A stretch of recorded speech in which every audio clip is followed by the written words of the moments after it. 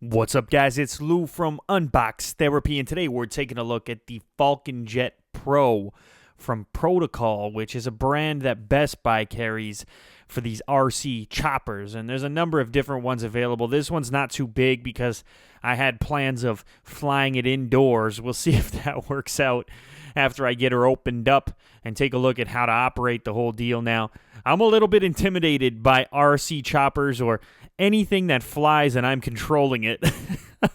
So we'll have to wait and see just how it goes after I get it all up and running. Here you can see it comes with an almost game-like controller, so that's a good sign. I know how to operate, an Xbox or PS3 controller. Maybe it'll translate over to this kind of device. Probably not, but I can be hopeful.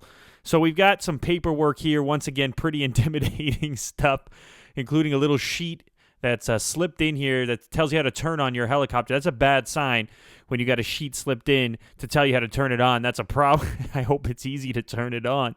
So here is the controller, and it feels pretty good. I mean, it feels pretty obvious. I guess you get your throttle on the left, up and down, and you've got your direction knob on the right-hand side, on the right-hand joystick.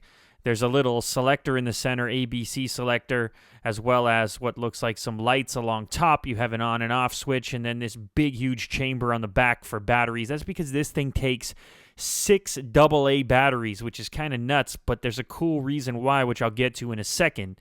Now, the chopper itself needs to be charged. They've also included a number of extra blades. Are these called blades? What are these called? Somebody let me know in the comment section. But you've got some extra ones, I suppose, in case you damage the ones that are already currently installed.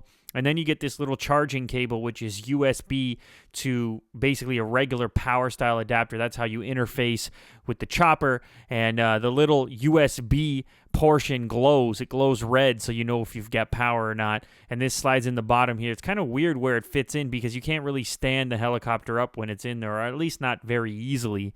So anyways, here's a better look at the actual helicopter. There are some metallic components, and then there are some plastic components. It's not super high-end. I got it on sale. There are larger size Protocol choppers. This is, I think, the second smallest, at least at my Best Buy. And all the controls are on the bottom for turning it on and off. I'll give you an even closer look in a quick second here. After all, this is Unbox Therapy, where we don't mess around. We get you real up close and personal with the products. You can see there are some little lights in there. That's because this thing lights up like a disco ball once you've got it powered up. I'll show you that in a minute as well. Here's the back portion. Is this called a rotor? Man, I'm new to all this RC chopper stuff, but again, this portion here is metallic, and here's a look at the underside as well as that on-off switch and also where it charges. The on-off switch is kind of tiny. It's like a little dip switch, so you're not going to do it by accident. At least that's the upside, I suppose. So anyways, let's go ahead and insert the 6 AA's, which at first I was like, damn, that can't be just to power this controller. That's crazy talk.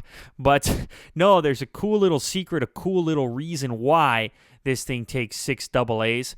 And when you power it on, you'll notice these flashing red buttons, or not buttons, flashing red LEDs. And then there's this little hidden compartment which houses another little power adapter. That's because the controller can power up, can charge your actual chopper. So that's why it takes so many batteries. So I believe in the manual it says that half an hour of charging gives you about between 5 and 10 minutes of flight time. And you'll notice the LEDs on the top of the controller indicate that you're charging. So that's pretty cool. I actually wasn't expecting that. I actually didn't even know that that's the way it operated. So there you can see it all lit up, ready to fly. But I was terrible. I couldn't get this thing up in the air for any amount of time. I'm just crashing into the walls. Now, I don't know if it was the fact that I had too many beers or that it's incredibly late at night or what. But if you guys have any tips on how I can fly this thing, let me know down in the comments. I need you RC experts to come out and let me know what the hell I'm doing wrong. Maybe this will get better once I learn how to use it. Maybe I'll give you guys an update. Anyways, if you enjoyed this content, hopefully you can like and favorite this video, as it does help me out a bunch. And if you haven't checked out the new website yet, please do so. There are user accounts, forums, all the cool super fans are already over there. If you haven't checked it out yet, please come and do so. I'll put a link right down in the description. And until the next video, I've got a lot more planned, by the way. But until then, I'll see you around. Thanks for your viewership. Love you guys. All right, later.